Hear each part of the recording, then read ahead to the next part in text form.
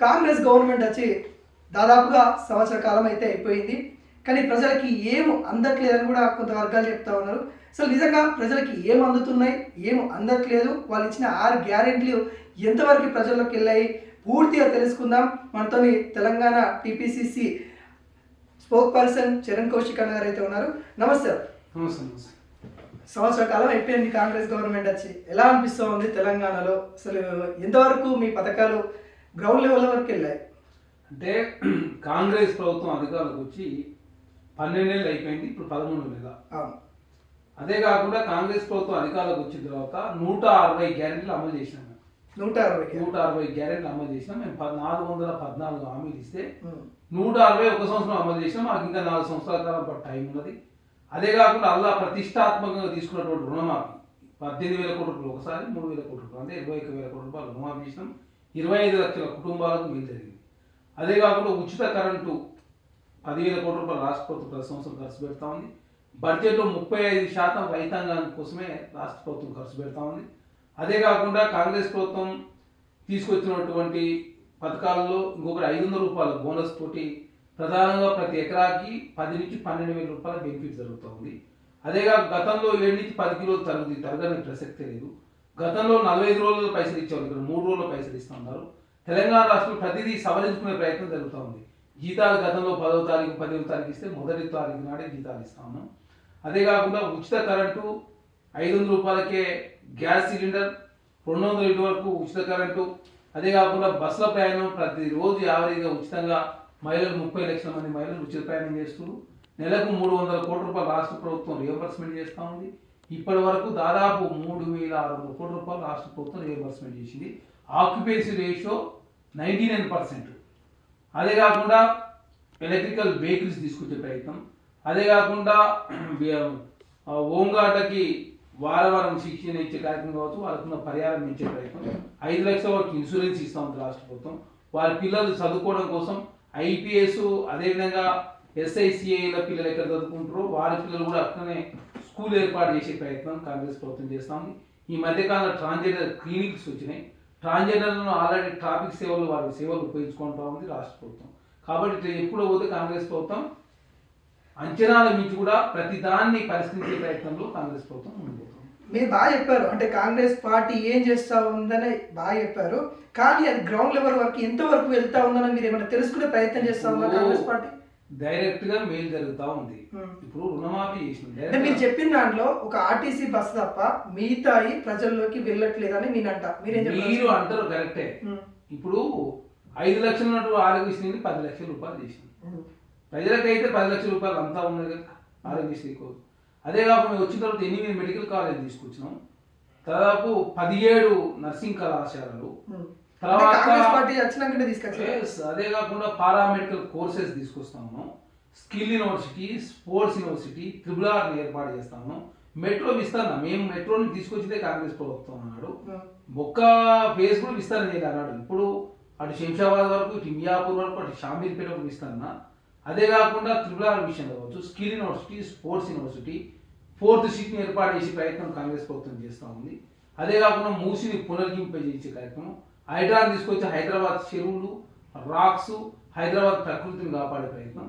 అదేవిధంగా ఇవన్నీ కూడా ఒక్కొక్కటి కాంగ్రెస్ ప్రభుత్వం ప్రతిదీ కూడా కూలంకషంగా పరిశీలిస్తూ సాధ్యమైనంత వరకు ప్రజలు మేలు జరిగే ప్రయత్నంలో కాంగ్రెస్ ప్రభుత్వం ముందుకు పోతుంది. అంటే ఇప్పుడు ఏదైతే మీరు మెట్రో అని ఏదైతే చెప్తున్నారో, లేకుంటే మూసి అని ఏదైతే చెప్తా ఉన్నారో, ఇంకా పలు అంశాలు కావచ్చు, అక్కడ కేసీఆర్ చేసిన అభివృద్ధిని అంటే ఏదైతే డైవర్షన్ చేయడానికంటే అక్కడ ఏదైతే పనులు ఆయన చేశాడో ఆ పనులలో రేవంత్ రెడ్డి నేనే చేశానని చెప్పుకోవడానికి కొంతవరకు తీర్చిదిద్దుతున్నారు తప్ప మేలు చేయడానికి కాదు అని కొంత వర్షన్ వస్తారు. మీరు కాళేశ్వరం కట్టిరు, 1,02,000 కోట్ల రూపాయలు అప్పు చేసారు.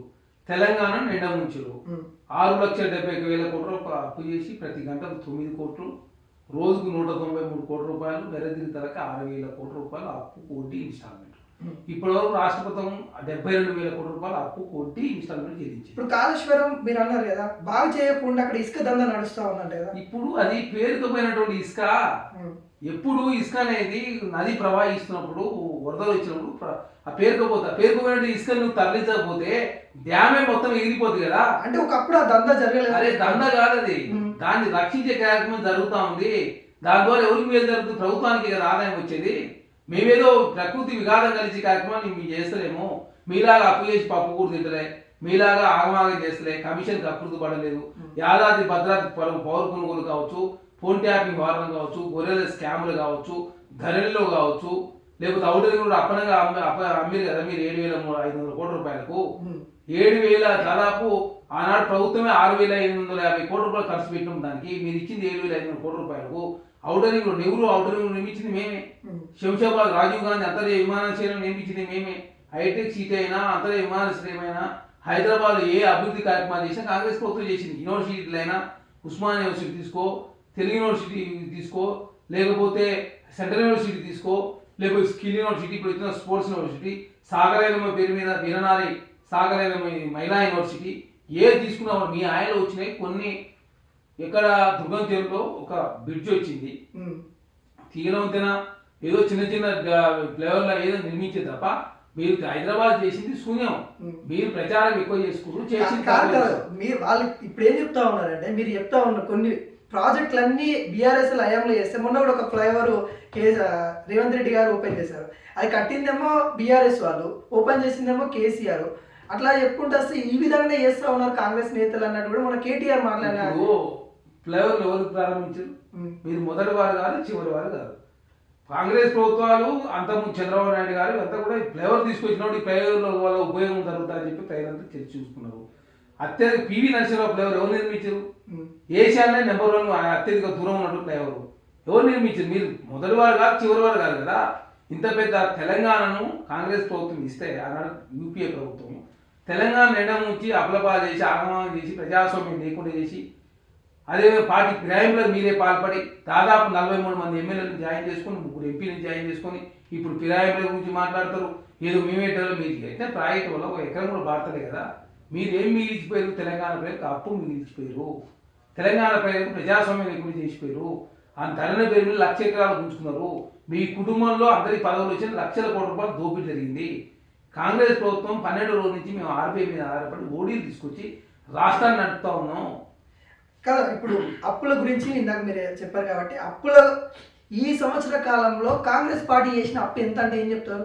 కాంగ్రెస్ ప్రభుత్వం చెప్పింది అసెంబ్లీ సాక్షిగా, మేము ఎగ్జిస్టెన్స్ కోసం తెలంగాణను రీబిల్డ్ చేసుకునే కార్యక్రమంలో భాగంగా మేము అప్పు తీసుకున్న మాట 50,000 కోట్ల రూపాయలు వాస్తవమే, 12,000 కోట్ల రూపాయలు అప్పులు తీర్పిన మాట వాస్తవం అని చెప్పేసి రాష్ట్ర ప్రభుత్వం ఒప్పుకుంది. మేము అప్పు చేసి పప్పు కూడా 1,02,000 కోట్ల రూపాయలు కాళేశ్వరంలో ఖర్చు పెట్టి ఒక ఎకరా కూడా బారకున్న పరిస్థితులు తెలంగాణ లేదు. మేము 12,000 కోట్ల రూపాయలు అప్పు తీసినాం, 21,000 కోట్ల రూపాయలు రుణమాఫీ చేసినాం. అదే కాకుండా సర్పంచ్కి ఇవ్వాల్సినటువంటి నిధులు 600 కోట్ల రూపాయలు ఇచ్చినాం. అదే కాకుండా ఆరోగ్యశ్రీ నిధులు పెండింగ్ ఉంటే 600 కోట్ల రూపాయలు ఇచ్చినాం. ప్రతి నెల మొదటి వారం జీతాలు ఇస్తున్నాం, 55,000 ఉద్యోగాలు ఇచ్చినాం. రైతు సంక్షేమానికి 73,000 కోట్ల రూపాయలు ఒకే సంవత్సరం ఖర్చు పెట్టబోతా ఉన్నాం. 5 సంవత్సరాలు మహిళా సంఘాలకు 1,00,000 కోట్ల రూపాయలు ఖర్చు పెడతా ఉన్నాం. Skill university, sports university, integrated క్యాంపస్లు, పర్మనెంట్ బిల్డింగ్లు ఏర్పాటు చేయబోతా ఉన్నాం. ఇవన్నీ కూడా రకరకాల డెవలప్మెంట్ జరగబోతుంది. ప్రతి మండలానికి ప్రతి ఊరికి రోడ్డు ఉండే విధంగా చూసే కార్యక్రమం అర్బన్ డెవలప్మెంట్ అథారిటీ 25 ఏర్పాటు చేసినాం. హైదరాబాద్ను ప్రపంచ నగరాలతో పోటీ పడాలన్న 4th సీట్ రావాల్సిన అవసరం ఉంది, ప్లానింగ్ సీట్ రావాల్సిన అవసరం ఉంది. ఇవన్నీ కూడా సరిదిద్దుకునే కార్యక్రమం జరుగుతా ఉన్నాయి కదా. మీరు 80,000 కోట్ల రూపాయలు కేంద్రం నుంచి 10 సంవత్సరాలు తీసుకొస్తే మేము 1 సంవత్సరంలో 30,000 కోట్ల రూపాయలు కేంద్రం నుంచి నిధులు తెచ్చుకొని తెలంగాణను అభివృద్ధి పదం ముందు తీసుకునే కార్యక్రమం కావచ్చు, హైదరాబాద్ మల్లన్న సాగర్ ద్వారా నీళ్లు తీసుకొచ్చే కార్యక్రమం కావచ్చు. గతంలో ఆల్రెడీ గోదావరి వాటర్ హైదరాబాద్ మేమే తీసుకొచ్చినాం. 3 ఫేజ్లు కృష్ణానది నుంచి వాటర్ మేమే తీసుకొచ్చినాం. మళ్ళీ 2nd ఫేజ్ వాటర్ తీసుకొచ్చి మూసిని పునరుద్ధరింపజేసి హైదరాబాద్ భవిష్యత్తులో తాగునీటి అవసరాలకు ఇబ్బంది జరుగుతుంది ప్రభుత్వం భావిస్తే అన్ని దిశలుగా ఆలోచిస్తూ త్రిపురాలను తీసుకొస్తూ హైదరాబాద్ ఎకో టూరిజం కావచ్చు, టెంపుల్ టూరిజం కావచ్చు, తెలంగాణ రాష్ట్రంలో టెంపుల్ అని డెవలప్మెంట్ చేసే కార్యక్రమం తెలంగాణ రాష్ట్రంలో కాంగ్రెస్ ప్రభుత్వం చేస్తూ ఉంది. ఏ విషయమైనా చర్చ చేయడానికి ప్రభుత్వం సిద్ధంగా ఉంది. అసెంబ్లీకి వస్తే చర్చ చేద్దాం రండి. ప్రతిపక్ష నాయకుడు కేసీఆర్ గారు అంటే వారు అసెంబ్లీ రారు. ఆనాడు 10 సంవత్సరాల కాలం వారు ముఖ్యమంత్రి ఉన్నప్పుడు ఏనాడు అసెంబ్లీ సమావేశం నిర్వహించినప్పుడు ఏదో తాత్కాలిక ప్రారంభించారు. ప్రతిపక్షాలకు అవకాశం ఇదే రికార్డు స్థాయిలో 17 గంటల పాటు అసెంబ్లీ జరిగింది. వారికల వాళ్ళ బీఆర్ఎస్ పార్టీ వాళ్ళ సమస్యల మీద మాట్లాడకుండా ప్రతిసారి బైకాట్ చేసి ఒకరోజు అదాని మీద, ఒకరోజు ఆటో కార్మికుల మీద, ఒకరోజు రైతుల పేరు మీద సమయం వృధా చేస్తూ బైకాట్ చేసి వెళ్ళిపోయింది తప్ప కాంగ్రెస్ ప్రభుత్వం కావాలని ఏ వ్యక్తిని సస్పెండ్ చేయలేదు. అంటే కాంగ్రెస్ ప్రభుత్వం ప్రజాస్వామ్యం ఉండాలని కాంగ్రెస్ ప్రభుత్వం కోరుకుంటాం. కాంగ్రెస్ పార్టీ వచ్చిన కాంచెల్లి హైడ్రా కూల్చివేతలు, హీరోల మీద లేకుంటే అక్రమ కేసులు, బీఆర్ఎస్ మీద అక్రమ కేసులు, ఈ కేసుల మీద డైవర్షన్ పాలిటిక్స్ చేసుకుంటూ బతుకుతూ ఉంది కాంగ్రెస్ పార్టీ, అంతేగాని ప్రజలను పట్టించుకోవట్లేదు అని అంటారు. దీని మీద ఏం చెప్పదలుచుకున్నారు? ఇప్పుడు కేటీఆర్కి ఏంటంటే నోటికి అదుపు అద్దు లేదు. మేము కాంగ్రెస్ పార్టీగా మా పార్టీ నాయకుల మీద కూడా కేసులు అయినాయి. మన భారతీయ జనతా ఆఫీస్ మీద పోతే మా youth Congress president, general secretary, vice president మీద కేసులు అయినాయి. అదే కాకుండా అంతకుముందు అల్లర్జున్ గారి మీదకి ఎవరు కొంతమంది పోతే వారి మీద కేసులు అయినాయి. అదేవిధంగా అల్లర్జున్ సండే థియేటర్లో 11 నెంబర్ ముద్దాయి ఉండి చట్టం అనేది అందరికి సమానం అని చెప్పి అల్లర్జున్ గారిని కేసు పెట్టారు. మంచు ఫ్యామిలీ ఏదో గొడవలు వచ్చేసి అక్కడ చట్టం ప్రకారం చర్యలు తీసుకున్నారు. ఇక్కడ కేటీఆర్ గారు కార్ రేసింగ్ వ్యవహారంలో వారు తప్పు చేశారు కాబట్టి ఏసీ విచారణ జరుగుతూ ఉంది. ఖచ్చితంగా ఆయన జైలు బోర్డు ఖాయం కాబట్టి రామన్నకు సల్జరం ముట్టుకొని కాంగ్రెస్ ప్రభుత్వం విమర్శ చేసే ప్రయత్నం కేటీఆర్ గారు చేస్తుంది తప్ప కేటీఆర్ గారు తప్పు చేసినట్టు ఈ 100% కదా. తప్పు చేయకపోతే ఉనికేందుకు రామన్న నీకు ఎందుకు భయపడుతున్నావు? మరి మీ పార్టీ అంటే మొన్న బీఆర్ఎస్ లో గెలిచి వచ్చిన ఖైరతాబాద్ ఎమ్మెల్యే గారు అన్నారు కదా, మరి ఎలా చూస్తారు? ఇప్పుడు ఇది ప్రజాస్వామ్యం, ఆయనకు అట్లా అర్థమై ఉండొచ్చు, నాకు ఇట్లా అర్థమైంది. చట్టము తన పని తాను చేసుకుంటూ పోతుంది. దాననారాయణ గారి ఉద్దేశం ఏదో తెలియదు. ప్రజాస్వామ్యం కాబట్టి వాళ్ళకి స్వేచ్ఛ ఉంది, మాట్లాడుకునే అవకాశం ఉంది, వాళ్ళు మాట్లాడుతున్నారు. వారికి ఏది అర్థమైనా ఏది అర్థం కాకుండా కూడా చట్టంలో చాలా స్పష్టంగా ఉంది. చట్టం అనేది ఎవరు చుట్టం కాదు. హైడ్రా అనేది హైడ్రా లక్ష్యాల కోసం చెరువులను రక్షించే కార్యక్రమం, అదేవిధంగా లేక్స్ కావచ్చు ప్రభుత్వ పాలన రక్షించే కార్యక్రమం వాళ్ళు చేస్తున్నారు. మూసీని పునరుజ్జీవింపజేసినట్లయితే ఖచ్చితంగా మూసీ ద్వారా ఎకో టూరిజం హైదరాబాద్ ప్రజలకు దావతి తీసే కార్యక్రమం, అదే ప్రపంచ నగరాలతో పోటీపడే అవకాశం ఉంటుంది. 42 నియోజకవర్గాల్లో బీఆర్ఎస్ పార్టీ ఈ పార్టీ గలంత అయితే కాబట్టి ప్రాథమిక దశలో అడుగుల ప్రయత్నం అది చేస్తూ ఉన్నారు. ఆనాడు కార్ రేసింగ్ 9వ సీజన్ నిర్వహించినప్పుడు హైదరాబాద్ ప్రజలు గంటల పాటు ట్రాఫిక్ జామ్ అయిపోయింది. 12 కోట్ల రూపాయలు ఆనాడు హెచ్ఎండిఏ దానికోసం ఖర్చు పెట్టి మౌలిక వసతుల కోసం. దాదాపు 9 అయిపోయిన తర్వాత 10, 11, 12 సీజన్ ఈ అన్ని సీజన్ నిర్వహించాలంటే ఈ మధ్యలో గ్రీన్ కో సంస్థ వెళ్ళిపోయింది కాబట్టి 600 కోట్ల రూపాయలు ప్రభుత్వం నష్టమైపోయింది కాబట్టి మేము రద్దు చేసినాం. కార్ రేసింగ్ వ్యవహారంలో హైదరాబాద్కి 700 కోట్లు వచ్చినాయి, మరి ఎక్కడికి వచ్చినాయో తెలియదు. మరి గ్రీన్ కో సంస్థ 700 కోట్ల రూపాయలు రాష్ట్ర ప్రభుత్వానికి వస్తే మరి గ్రీన్ కో సంస్థకి ఎంత రావాలా? గ్రీన్ కో సంస్థ ఎందుకు వెళ్ళిపోయింది? ఈ గ్రీన్ కో సంస్థ ఈ 10 సంవత్సరాల కాలంలో ఎట్లా 1,00,000 కోట్ల పోయింది? గ్రీన్ కో సంస్థ హైదరాబాద్లో ప్రారంభమైన సంస్థ ఆంధ్ర, తెలంగాణ జగన్మోహన్ రెడ్డి గారి ఆయంలో, ఇక్కడ కేటీఆర్ ఆయంలో 1,00,000 కోట్ల పోయింది. దీని గ్రీన్ కో వెనుక జగన్మోహన్ రెడ్డి గారు ఉన్నారా? గ్రీన్ కో వెనుక కేసీఆర్ గారు అస్తమైంది. తర్వాత వారి ఎలక్షన్ బాండ్ ఏ విధంగా కొనుగోలు చేసి 48 సార్లు 41 కోట్ల రూపాయలు కాంగ్రెస్ కూడా ఇచ్చింది కదా. కాంగ్రెస్ 3 నెలల తర్వాత కాంగ్రెస్ కి ఇచ్చింది కరెక్టే. మేము ఫస్ట్ నుంచి చెప్తున్న ఎలక్షన్ బాండ్ అనేది చట్ట విరుద్ధం. ఆనాడు జగన్మోహన్ రెడ్డి గారికి ఇచ్చిన వాళ్ళు బీఆర్ఎస్ భారతీయ జనతా పార్టీకి ఇచ్చారు.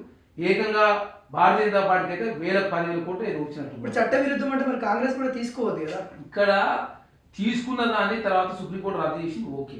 ఇక్కడ తీసుకున్నాక 3 నెలల తర్వాత మీరు 9వ సీజన్ సంబంధించిన కార్ రేస్ వ్యవహారాన్ని గ్రీన్ కో అప్పై చెప్పారు. దీని వెనుక క్రిడ్ ప్రోకో జరిగిందని చెప్పేసి అనుమానం ఉంది కాబట్టి ఏసీబీ విచారణ జరుగుతూ ఉంది. అదేగా కార్ రేస్ వ్యవహారంలో లండన్కు డాలర్లు పోయినాయి, ఆర్బీఐ అనుమతి లేదు, ఫెమా అనుమతి లేదు. అదే కాకుండా ఎలక్షన్ కోడ్ అమల్లో ఉన్నప్పుడు ఎలక్షన్ కమిషన్ అనుమతి తీసుకోవాలా. అదే కాకుండా 10 కోట్ల లోపు హెచ్ఎండిఏ బోర్డు అనుమతి. మీరు ఒప్పందం చేసుకుని మున్సిపల్ శాఖతోటి మీరు నోట్పై మీద సంతకం పెట్టింది 27వ తారీఖు నాడు. 25వ తారీఖు 23 కోట్ల రూపాయలు పోయినాయి. పోయేటప్పుడు క్యాబినెట్ అనుమతి తీసుకోవాలి, ఆర్థిక శాఖ న్యాయశాఖ అనుమతి లేదు. కాదు, ఈ గ్రీన్ కో అనే వ్యవస్థ రేవంత్ రెడ్డిని అధికారంలోకి వచ్చిన తర్వాతనే కలిసారంటే మీట్ అయ్యారంట. మరి అప్పుడే ఈ కార్ రేసింగ్ ఎందుకు తీసుకున్నారు? ఎట్లా తెలుసు? ఇప్పుడు ఎప్పుడు కూడా గ్రీన్ కో సంస్థ కలిసినంత మాత్రాన వాళ్ళకి మేము మేలు చేసినామా? ఇక్కడ హెచ్ఎంబీఏ సంబంధించి కమిషనర్ గా ఉన్న దానకిషోర్ గారు గ్రీన్ కో సంబంధించి సంస్థ వెళ్ళిపోయిన తర్వాత లండన్ సంబంధించి ఎవరైతే వాళ్ళు మిగతా వ్యవహారానికి సంబంధించి మాట్లాడుతామంటే అప్పుడు వెనుక పోయి చూస్తే దీని వెనుక పెద్ద ఎత్తున అసలు వీళ్ళు కార్ రేసింగ్ వ్యవహారం నిర్వహించకుండా ఎందుకు పైసలు పోయినాయి, ఎందుకు డాలర్ రూపంలో చెల్లించాల్సి వస్తుంది, గ్రీన్ కో సంస్థ ఎందుకు ఎక్కకపోవాల్సి వచ్చింది, ఇవన్నీ ఆలోచించినప్పుడు 18వ తారీఖు నాడు కంప్లైంట్ చేస్తే 19వ తారీఖు నాడు ఎఫ్ఐఆర్ అయితే 20వ తారీఖు నాడు ఏకంగా ఈ క్వాయిట్ చేయాలని చెప్పేసి హైకోర్టు కేటీఆర్ లేదు. ఇప్పుడు అది సుప్రీంకోర్టులో 15వ తారీఖు నాడు వాదన లేటమని చెప్పేసి సుప్రీంకోర్టు చెప్పింది. 15వ తారీఖు తర్వాత ఇక్కడ విచారణ ఏసీకి 2వ పిలిచేది ఉంది. ఈడీ విచారణ జరుగుతూ ఉంది. 50 లక్షల రూపాయలు దాటితే ఈడీ వస్తుంది. ఈడీ ఎట్లా వస్తుంది? బీజేపీ ఈడీ కాంగ్రెస్ ఒకటి అని చెప్పి కేటీఆర్ బదనాలు చేస్తారు. ఏసీబీ నా మీదకి ఎట్లా వస్తుంది? ఏసీబీ కేసు సంబంధం కరప్షన్ జరిగిందా అంటారు. ఒక ప్రజాప్రతినిధిగా ఉండి ఒక మంత్రిగా పనిచేసిన వ్యక్తి ప్రజాధనాన్ని కావాలని వృధా చేసి ఖచ్చితంగా ఏసీబీ కేసు అవుతుంది. ఇవన్నీ కూడా ప్రజల్ని తప్పుదారి పట్టించే ప్రయత్నం కేటీఆర్ గారు చేస్తూ ఉన్నారు కాబట్టి నిజాలు అనేది ఇప్పుడిప్పుడే కాదు ఇప్పుడు మాకు కన్ఫ్యూజ్ అవుతుంది. ప్రజలను తప్పుదారి పట్టడానికి బీఆర్ఎస్ వర్కింగ్ ప్రెసిడెంట్ కేటీఆర్ చేస్తున్నాను నువ్వు అంటున్నావు. ప్రజలను ఈ సంక్షేమ కార్యక్రమాలను ఏవైతే ఎవరు అడుగుతారో, ప్రజలు అడుగుతారో, కాంగ్రెస్ పార్టీని బలంగా అడుగుతారో దానికోసము మీరు చేస్తున్న పనులని వాళ్ళు అంటా ఉన్నారు. అసలు ఏది నిజం ఈ ప్రజలకి కన్ఫ్యూజన్ అర్థం చేసుకోవాలి కదా. మేము 160 గ్యారెంటీలు అమలు చేసినాం. ఇందిరమ్మ ఇల్లు 3500 ఇల్లు జనవరి 26వ తారీఖున ఇవ్వబోతాం ప్రతి నియోజకవర్గం. ఎక్కడి మీరు ఒక్క ఇల్లు కాదన్నా ఎక్కడి అంటే అదే వాళ్ళు ఎక్కడ ఇచ్చారు మేము ఇస్తున్నాం. ఇందిరమ్మ ఇల్లు కొత్తగా రాష్ట్ర ప్రభుత్వం 3500 ప్రతి నియోజకవర్గాలు ఇవ్వాలని చెప్పి 26వ తారీఖు నుంచి అంకురార్పణ చేయబోతాం. రైతు భరోసా మీరు 5,000 ఇస్తే మేము 6,000 రూపాయలు 1000 రూపాయలు పెంచి ఇవ్వబోతా ఉంది. 15,000 అంటే మేము చెప్పిన 12,000 రూపాయలు రాష్ట్ర ఆర్థిక పరిస్థితి బాలేదు. జాతీయ స్థాయిలో జీడిపి 8.2% నుంచి 6.2% పడ్డది. దాని ఎఫెక్ట్ తెలంగాణ మీద పడ్డది. అదేగా దేశంలో 29 రాష్ట్రాలు పెట్టి కన్స్ట్రక్షన్, రియల్ ఎస్టేట్, అదే పబ్లిక్ సెక్టర్, సర్వీస్ సెక్టర్ మొత్తం కొలాప్స్ అయిపోయింది. నరేంద్ర మోడీ తీసుకున్న నిర్ణయాల మూలంగా కార్పొరేట్లకు మేలు జరుగుతూ ఉంది. 400% నిఫ్టీలో ఉన్న కంపెనీల ఆదాయం పెరిగింది. వాళ్ళ జీతాలు పెంచకపోవడం మూలంగా మధ్యతరగతి ఆదాయం గణనీయంగా తగ్గింది. మధ్యతరగతి ప్రజలు కట్టే ఇన్కమ్ ట్యాక్స్ ఎక్కువ ఉంది, కార్పొరేట్ కట్టే ఇన్కమ్ ట్యాక్స్ తక్కువ ఉన్నది. అట్లాంటి వ్యక్తులు 10% కార్పొరేట్ ట్యాక్స్ తక్కువ చేయడం 1,86,000 కోట్ల రూపాయలు మేలు జరిగింది. ఇక్కడ జీడిపి పతనం అయిపోయింది. అదే కాకుండా ఇక్కడ పాప్కార్న్ మీద 5% ట్యాక్స్ జిఎస్టీ చేస్తా ఉన్నారు. పాప్కార్న్ ఉప్పు కలిపితే 12%, అలా చక్కెర కలిపితే 10% తీసుకుంటా ఉన్నారు. దాంతో మధ్యతరగతి కొనుగోలు శక్తి తగ్గిపోయింది. ఈ దేశం ఆర్థికంగా చితికిపోతా ఉంది. నరేంద్ర మోడీ తీసుకున్న అసమర్థ నిర్ణయాల మూలంగా దేశం ఎగ్గబోతుంది. అదే కాక రూపాయి పతనం అవుతూ 26.4 పడ్డది. ఆనాడు 2014 62 రూపాయలు డాలర్తో పోల్చిన రూపాయి ఈరోజు 86.4. ఈ నెల చివరి వరకు 8 రూపాయలు అవుతా ఉంది. వరల్డ్ ట్రేడ్ వస్తుందని చెప్పేసి ప్రజలంతా కూడా భయపడతారు. సరే సరే, ఇదంతా ఒక టాపిక్ అయిపోతుంది. ఇప్పుడు రైతు భరోసా గురించి అన్నారు కాబట్టి రైతు భరోసా ఎవరికి ఇవ్వమంటారు? రైతు భరోసా నిజమైన రైతులకి ఇవ్వాలా, భూస్వాములకి ఇవ్వాలా? ఇక్కడ నిజమైన రైతు భరోసా విషయంలో వ్యవసాయ యోగ్యమైన భూమి వ్యవసాయం చేసినా చేయకున్నా రైతు భరోసా ఇవ్వబోతా ఉంది రాష్ట్రం. కాకపోతే నిబంధన ఏంటంటే రియల్ ఎస్టేట్ వెంచర్ చేసిన భూములు కావచ్చు, ల్యాండ్ కన్వర్షన్ అయిన ల్యాండ్లు కావచ్చు, గుట్టలకు కావచ్చు, ఔటర్లో పోయిన ల్యాండ్లు కావచ్చు, పౌల్ట్రీ ఫార్మ్స్ నడిపే ల్యాండ్ కావచ్చు, గ్రానైట్ వ్యాపారం చేసే సంస్థలకు ఎట్టి పరిస్థితుల్లో అదే రైతు భరోసా ఇవ్వమని చెప్పేసి రాష్ట్ర ప్రభుత్వం చెప్పింది. ఆ దిశగా ఆల్రెడీ విచారణ చేస్తూ ఉన్నారు. అధికారులు అంత అప్రమత్తం అవుతూ అంత సర్వే నిర్వహిస్తూ ఉన్నారు. కాబట్టి నిజమైన రైతులకు మేలు జరగాల, కల్టివేషన్ పెరగాలని చెప్పి ప్రభుత్వం భావిస్తూ ఉంది. వాళ్ళు 5,000 ఇస్తే మేము 6,000, మేము 7,500 రూపాయలు ఇస్తానని చెప్పిన మాట వాస్తవం. రాష్ట్ర ఆర్థిక పరిస్థితి బాధ కాబట్టి ఇప్పుడైతే 6,000 ఇస్తాము. మొదలుగా ఆ స్కీమ్ పెట్టినప్పుడు 4,000 రూపాయలు బీఆర్ఎస్ పాటించి తర్వాత 1,000 రూపాయలు ఇచ్చారు. మేము ఇప్పుడు స్టార్టింగ్ 6,000 ఇస్తాము, తర్వాత రాష్ట్ర ఆర్థిక పరిస్థితి మెరుగైన తర్వాత మిగతా కూడా ఇస్తామని చెప్పినాం. ఇంకా 12,000 రూపాయలు రైతు కూలీలకు ప్రతి గంటకు 6,000 రూపాయలు. రైతు కూలీలు దాదాపు 10 లక్షల మంది ఉంటారని చెప్పేసి వస్తూ ఉంది. అదే కాకుండా ఎన్ఆర్జీఎస్ స్కీమ్లో 20 రోజుల పాటు ఎవరైతే కంటిన్యూ పనిచేసినారో వాళ్ళని రైతు కూలీలకు గుర్తిస్తూ ఉంది రాష్ట్ర ప్రభుత్వం. మేము చేసినప్పుడు మంచి చెడు మాట్లాడాల్సిన అవసరం, మీరు మంచి చేయకపోతే చెడు కాంగ్రెస్ ప్రభుత్వం బదనాలు చేసి అంటే మనకి ఆర్థిక వ్యవస్థ కొంత అతలాకుతలం అవుతున్న విషయం మనకి ఒక ఉంది, ఆలోచన అయితే ఉంది. తెలంగాణ ఆర్థిక వ్యవస్థ తెలంగాణ కాదు, 4 సంవత్సరాల కనిష్ట స్థాయికి కరోనా కాలం పీరియడ్ వదిలేస్తే 4 సంవత్సరాల కనిష్ట స్థాయి కంటే 82.2% నుంచి 6.2 అంటే జీడిపి చాలా కొలాప్స్ అయిపోయినట్టు. దేశంలో వ్యవసాయ రంగం తప్ప వ్యవసాయ రంగం 1.5% ఉంటే జీడిపి వాటా దేశవ్యాప్తంగా వర్షాలు పడడం కూడా డబల్ అయింది, 3 అయింది. ఆల్ సెక్టార్స్ అని క్లోజ్ అయిపోయి, మ్యానుఫ్యాక్చరింగ్ రంగాలు, అదే కాకుండా hospitality, hospitals, public sectors total collapse అయిపోయింది. నరేంద్ర మోడీ మౌనం వహిస్తూ ఉన్నాడు, కార్పొరేట్లు మేలు చేసే ప్రయత్నం చేస్తూ ఉన్నాడు, కార్పొరేట్లు లాభాలు పెరుగుతూ ఉన్నాయి. అదాని ఆదాయం పర్ డే 1,600 కోట్ల రూపాయలు. ఈ దేశంలో 22 కోట్ల మంది ఆదాయం పర్ డే 375 రూపాయలు. ఈ వ్యత్యాసం మధ్యతరగతి ఆదాయం గణనీయంగా తగ్గడంతో దేశవ్యాప్తంగా ఇన్ఫ్లేషన్ 7% ఉంటే రేట్ల ఇన్ఫ్లేషన్ అనేది పరిస్థితి బాగాలేదు. ఇవన్నీ మేము చెక్ చేద్దామంటే నరేంద్ర మోడీ ఏమో మౌనం వహిస్తూ ఉన్నాడు, నిర్మలా సీతారామన్ ఏం మాట్లాడుతుంది. కాబట్టి అసమర్థ ప్రధానమంత్రి ఎప్పుడు మతాన్ని రెచ్చగొట్టే ప్రయత్నంలో భాగంగా దేశపైన మతాన్ని పూర్తిస్తే దేశం అభివృద్ధి పదం ముందుకు పోకుండా ఎదుగుపోతాము. అలా ఈ 10 సంవత్సరాలు అంటే గత బీఆర్ఎస్ 9.5 సంవత్సరంలో అభివృద్ధి ఏ విధంగా ఉంది, ఈ సంవత్సరం కాలంలో అభివృద్ధి ఏ విధంగా ఉందంటే ఏం చెప్పదలుచుకున్నారు? కాంగ్రెస్ ప్రభుత్వం అధికారంలోకి వచ్చిన తర్వాత ఐటీ ఎక్స్పోర్ట్స్ 16% పెరిగింది. మీరు నిర్గం ఒకసారి చెక్ చేసుకోండి, 23% నుంచి 18% నిర్గం తగ్గింది. అదే కాక మేము వచ్చిన తర్వాత 55,000 ఉద్యోగాలు ఇచ్చినాం. మీరు ఇచ్చింది 13 పేపర్లు లీక్ అయినాయి, 30,000 ఉద్యోగాలు మాత్రం మీరు ఇచ్చిన 10 సంవత్సరాలు. నియామక పత్రాలు ఇచ్చినామని చెప్పుకోవాలి. అది ఎక్కడ పత్రాలు? నువ్వు నోటిఫికేషన్ మాత్రం ఇచ్చినావు, ఎగ్జామ్స్ ఎవరు పెట్టినావు? అదే నోటిఫికేషన్ ఆ పోస్టులన్నీ వాళ్ళే కాదు. ఇక్కడ మీరు అర్థం చేసుకో, నోటిఫికేషన్ ఇచ్చినంత మాత్రం ఉద్యోగాలు ఇచ్చినట్టు కాదు, దయచేసి అర్థం చేసుకోవాలి. నోటిఫికేషన్ మాత్రం మీరు ఇచ్చారు, మేము నోటిఫికేషన్ తో పాటు ఎగ్జామ్స్ నిర్వహించాం, ఎగ్జామ్స్ తో పాటు మెరిట్ లిస్టు, తర్వాత ఆర్డర్ కాపీ ఇవ్వాలి కదా. బ్యాక్లాగ్ పోస్టులు ఏం చేస్తున్నా? బ్యాక్లాగ్ పోస్టులు ఇప్పుడు అన్ని జాబ్ క్యాలెండర్ లో అన్ని వస్తా ఉన్నాయి. దాని పర్మనెంట్ కమిషన్ చైర్మన్ నియమించింది రాష్ట్ర ప్రభుత్వం. కాబట్టి ఖచ్చితంగా job calendar time two times అన్ని కూడా జాబ్లు ఎప్పటికప్పుడు ఏ వేకెన్సీ ఉంటే ఆ వేకెన్సీ నింపే ప్రయత్నం చేస్తా ఉంది. అదే నిన్న చాలా స్పష్టంగా ముఖ్యమంత్రి గారు చెప్పారు, యూనివర్సిటీలో టీచింగ్ నాన్ టీచింగ్ పోస్టులు కూడా ఖాళీ ఉన్నాయి, మననే బీసీ నియమించడం. భవిష్యత్తులో యూనివర్సిటీలలో గతంలో మంచి మంచి లీడర్లు బయటకు వచ్చేవాళ్ళు, జయపాల్ రెడ్డి గారు లాంటి వాళ్ళు, విద్యాసాగర్ రావు గారు లాంటి వాళ్ళు, విలువలతో ఉన్న రాజకీయాలు ఆనాడు ఉన్నాయి. యూనివర్సిటీలని బలైన పడడంతో అదేవిధంగా రాజకీయాలు వచ్చేవాళ్ళు కూడా క్వాలిటీ పీపుల్స్ రాకపోవడం మూలంగా ప్రధానంగా పార్టీ ఫిరాయింపులు పాల్పడుతుందని చెప్పి చాలా స్పష్టంగా నిన్ననే ముఖ్యమంత్రి గారు మాట్లాడారు. ఖచ్చితంగా తెలంగాణ రాష్ట్రంలో కాంగ్రెస్ ప్రభుత్వం నిరుద్యోగుల సంక్షేమం కోసం పనిచేస్తూ ఉంది. మహిళా సంక్షేమం, రైతు సంక్షేమం, తెలంగాణను అగ్రగామిగా అభివృద్ధి పనులు ముందు తీసుకు ప్రయత్నం కాంగ్రెస్ ప్రభుత్వం చేస్తూ ఉంది. ఇంకోటి నిన్న జరిగిన ఇష్యూ మనం తెలంగాణ ప్రజలు మొత్తం చూస్తూ ఉన్నారు. పాడి కౌశిక్ రెడ్డి కరీంనగర్లో చేసిన అసలు మీరు చూసే ఉంటారు, అసలు ఎవరు తప్పు ఉంది, అసలు ఏం జరిగిందంటే ఏం చెప్తారు? కౌశిక్ రెడ్డి ఒక వీధి రవిలాగా ప్రవర్తిస్తూ ఉన్నారు. ఇప్పుడే కాదు, ఆయన ఎమ్మెల్యే ఉన్నప్పుడు జడ్పీ సమావేశాలు జరిగితే అక్కడ ఆ రోజు అంతే అధికారుల మీద దుష్ప్రవర్తన ప్రవర్తించారు.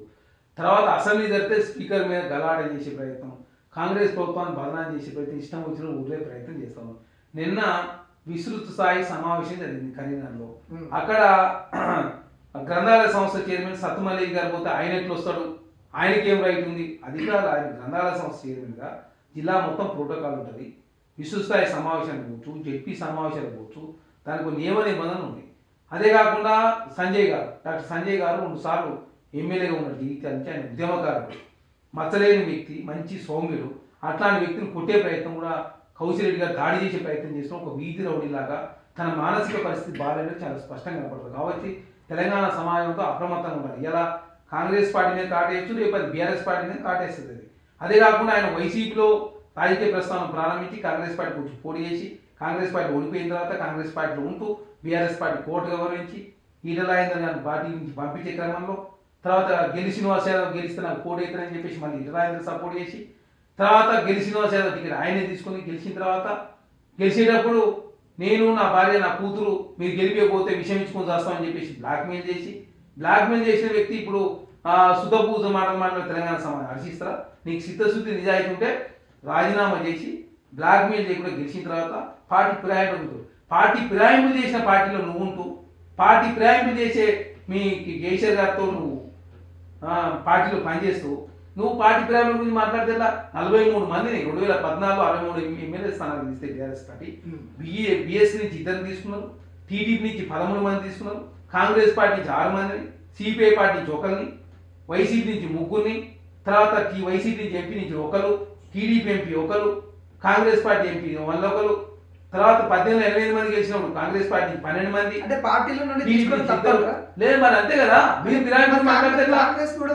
కాంగ్రెస్ పార్టీ మేము తెలంగాణ రాష్ట్రంలో కాంగ్రెస్ ప్రభుత్వంగా ఏ వ్యక్తిని పార్టీ పాల్పడుతుందని ప్రభుత్వం ప్రకటించిన తర్వాత మా ప్రభుత్వం కూలిపోతుందని చెప్పేసి మా ప్రభుత్వం బలహీనపరిచే ప్రయత్నం చేసినప్పుడు మీ పార్టీలో ఉన్నటువంటి ఎమ్మెల్యేలు కాంగ్రెస్ ప్రభుత్వం 5 సంవత్సరాల కాలం పాటు ఉండాలని ప్రజలు ఆశీర్వదించిన ప్రభుత్వాన్ని మేము కాపాడతాం, మేము స్వచ్ఛంగా కోసం చెప్పినప్పుడు మేము కూడా కేంద్రంలో అధికారం ఏదైనా కేంద్రంలో అధికారం ఉంటే ఆ చట్టం తీసుకొచ్చి పార్టీ గ్రామంలో చట్టాన్ని తీసుకొచ్చి పర్మనెంట్ సొల్యూషన్ చూపించేవాళ్ళు. కేంద్రం నరేంద్ర మోడీ ఉన్నాడు, ఇక్కడ మేము ప్రభుత్వాన్ని కాపాడుకోవాలా. 10 సంవత్సరాల విధ్వంసం జరిగింది, ఆర్థికంగా తెలంగాణ రాష్ట్రం ధ్వంసం అయిపోయింది.